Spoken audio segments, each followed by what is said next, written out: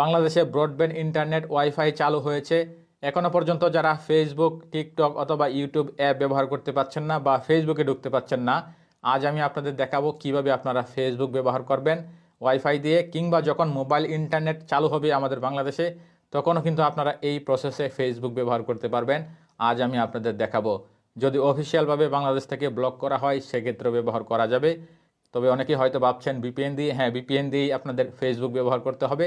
তবে কোন কোন ভিপিএন সিকিউর অথবা কোন ভিপিএনগুলো ইউজ করবেন সেক্ষেত্রে আপনার ফেসবুক আইডি অথবা আপনার মোবাইলে কোনো ডেটা চুরি হবে না। আসলে এই ভিপিএনগুলো অনেকটা সিকিউর। আমি আজকে যেগুলো দেখাবো এইগুলো ইউজ করবেন। তবে অবশ্যই গুগল প্লে স্টোর থেকে আপনাদের এই ভিপিএনগুলো ডাউনলোড করতে হবে।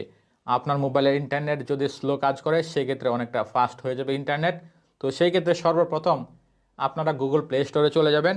এখানে গিয়ে আপনারা যদি সার্চ করেন WARP অথবা